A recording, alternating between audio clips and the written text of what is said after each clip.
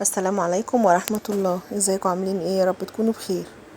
تعالوا بقى كده نلحق مع بعضينا عشان النسيم داخل علينا. كل سنة وانتم طيبين.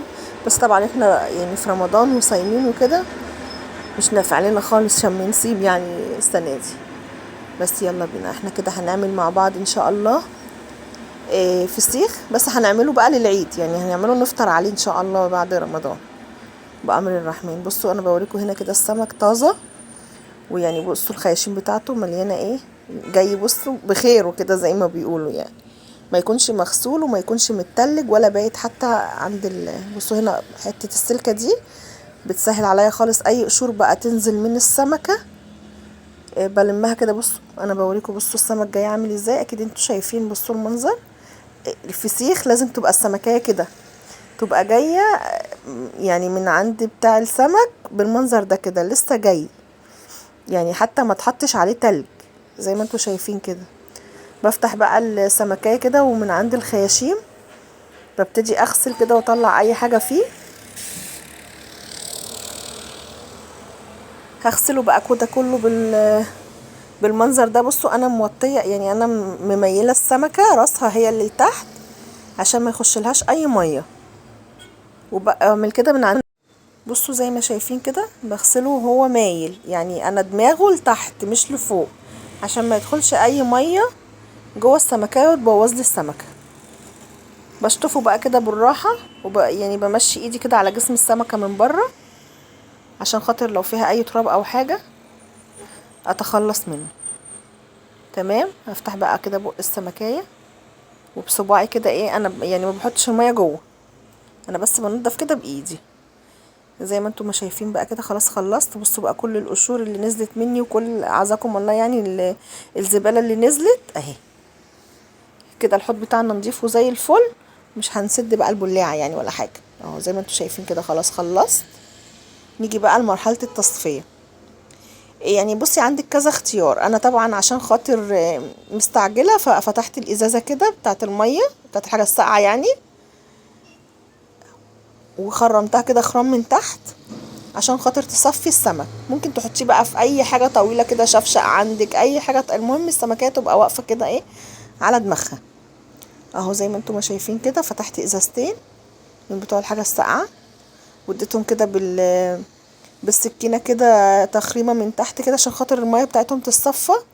وزي ما انتوا شايفين كده بلبسها بقيت بقى القطعة بتاعتها اللي انا شلتها من فوق كده عشان تفضل السمكية واقفة ومحتفظة بشكلها.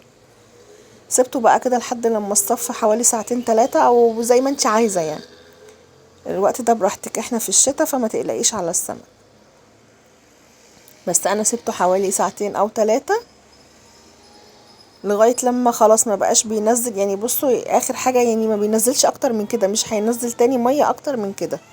الصفة كله ما بقاش فيه مية، حتى السمكية يعني تحسوا ان هي كرمشت كده، فاهميني، نشفت.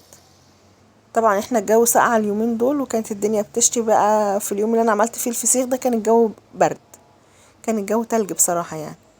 خليكم بقى كده متابعين معايا. احنا النهاردة انا طبعا عملت الفسيخ ده كنا يوم 20 رمضان، يعني هو خلاص بقى 10 ايام يكون الفسيخ بتاعنا بقى اتعتق كده وتحدق وبقى حاجة كده زي الفل، حاجة بقى انتي ضمناها بايدك. طبعا سعر الفسيخ هيبقى اسعاره مبالغ فيها. آه، يعني اليومين دول هتبقى اسعاره مبالغ فيها جدا يعني. طب على ايه؟ احنا جبنا بقى السمك بتاعنا كده ني واحنا اللي ملحناه بايدينا. وطبعا حاجة البيت غير حاجة الشارع، انتي عاملة الحاجة بايديكي وغسلاها ومنضفاها وضامنة انتي عاملة ايه. بص بجيب مناديل بقى كده وبتخلص من اي دم او اي مية في الخياشيم. انا مش عايزة الخياشيم دي فيها خالص اي سوائل علشان ما بوظش السمكة بتاعتي. بحط بقى المناديل كده زي ما انتوا شايفين واسيبها تشرب اي مية جوه السمكة، اي مية جوه الخياشيم تشربها. وطبعا انا سايباه يتهوى برضو، نشفت السمكية معايا شوية. نيجي بقى هنا للملح. عندك ملح خشن؟ ده ملح خشن. بصوا انا فضيت الكيس فاضل فيه حبة صغيرين، بس هرجع اخد الشوية دول كمان، يعني كمان شوية كده هتلاقوني خدت شوية الملح. بصوا الملح، ولو في خشن عن كده كمان يفضل يعني.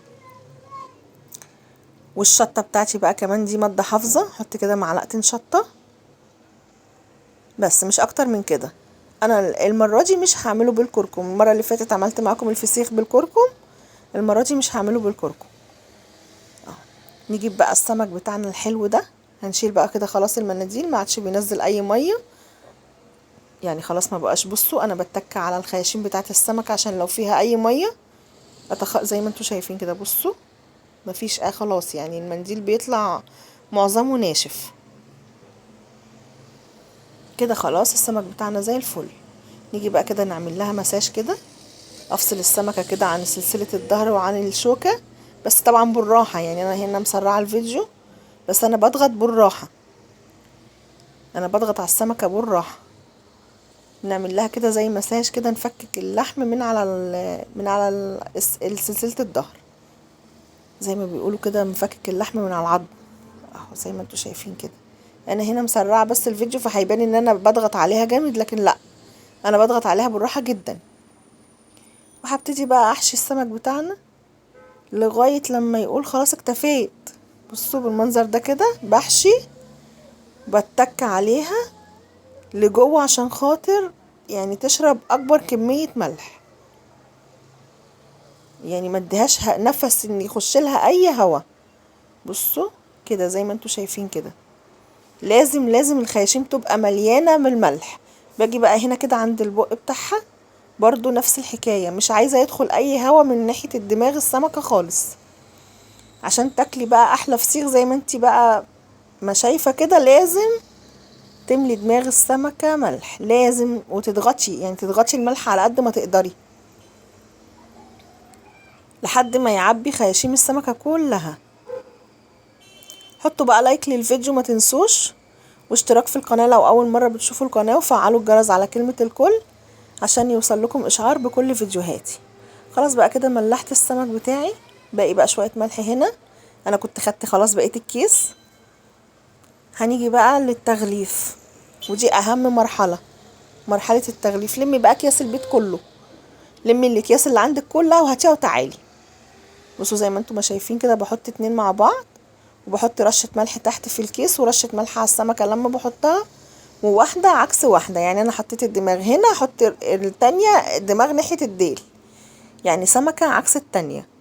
برش برضو رشة ملح، وبضغط بقى الكيس ده على قد ما اقدر، المه بايدي كده ان انا اطلع منه اي هوا عشان ما يوصلوش اي هوا ويبوظ لي السمكية بتاعتي. زي ما انتم ما شايفين كده. بصوا اهو هلف الكيس بقى كده واربطه عشان اضمن ان ما يدخلوش اي هوا. خلاص كده هكرر العملية دي تاني في كيس كمان، كيس جوه كيس جوه كيس، بس المرة دي هلزق بقى. بصوا اهو بلم بقى كل الزوايد بتاعة الكيس كده عشان ما يدخلش فيه اي هوا نهائيا. هجيب بقى بكرة اللزق، هبتدي بقى الزق السمك كله كده عشان اضمن ان مفيش اي هوا يدخله. احنا رابطين الكيس وكل حاجة، بس يعني الحركة دي كده للامان. هتاكلي بقى فسيخ زي العسل، زبدة يعني، حاجة كده ما شاء الله اللهم بارك. طبعا انا متعودة على عمايل الفسيخ في البيت، فبالنسبة لي حاجة سهلة، دي مش اول مرة اعمله يعني، دي للمرة المليون وشوية يعني مش قادرة اقول لكم يعني. احنا عيلة بتحب الفسيخ جدا، تملي انا بحب ان انا اعمله بايديا يعني، ما بحبش اشتري فسيخ من بره قد كده. اهو زي ما شايفين كده، كيس جوه كيس جوه كيس، وافضل الف بقى. خلاص كده هكمل بقى بقية الكمية زي ما انتوا شايفين بنفس الطريقة. احط بقى كمان كيس، ده هعقده يعني، هكمل بقية السمك اللي باقي بنفس طريقة ده زي ما شايفين كده. اهو خلاص احنا كده ضمننا ان مش هيخش اي هوا في السمكة بتاعتنا. ده كده عقدته خلاص. اهو زي ما شايفين هكمل بقى بقية السمك بتاعي كله بنفس الخطوات. خلصت بقى، حطيت هنا سمكتين وهنا سمكتين وهنا سمكة. كمية السمك اللي معايا دول ما شاء الله اللهم بارك، دول يعني 2 كيلو ونص سمك، كانوا 5 سمكات. معايا بقى المفرش اللي انا كنت شغالة عليه، او الكيس يعني كيس كبير كده كنت فاتحاه وشغالة عليه. بصوا انا هلف فيه السمك كده كأنه طرد، يعني كأن جايلك طرد من بره. اهو لفيت بقى كده، لفيت الكيس، ولا تفرقي اي حاجة عن الجاهز.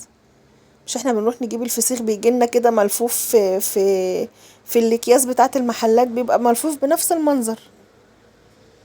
خلاص هقفل بقى كده زي ما انتوا شايفين عشان اضمن ان ما يدخلش اي هوا في الاكياس بتاعه السمك بتاعي. والطريقه دي بتخلي يعني ما يبقاش فيه لا ريحه ولا ميه تنزل. ولو اتبعتي الخطوات اللي انا بقولك عليها، انك تنشفي السمكه صح وانك تخليها خاليه من اي ميه، عمره ما هيطلع له ريحه، يعني هتاكلي فسيخ بدون ريحه وحشه. هنا بقى ده كيس السمك اللي انا كنت جايباه، يعني كيس المحل بتاع السمك اللي انا كنت جايبه من عنده. حاجته بسم الله ما شاء الله اللهم بارك، يعني انا بتعامل معاهم بقالي سنين، يعني ما شاء الله عليهم، حاجاتهم زي الفل. هحط بقى كده وهقفل كمان مرة باللزق.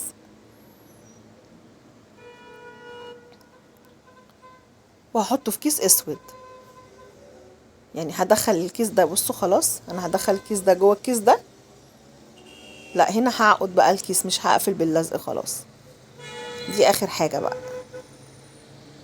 خلاص كده احنا ضامنين ان مفيش اي مية ولا اي هوا هيخرج من الاكياس بتاعتنا كده. خلاص تمام. هشيله بقى كده في اي مكان بعيد عن الهوا. ولايك وشير واشتراك في القناة وفعلوا الجرس.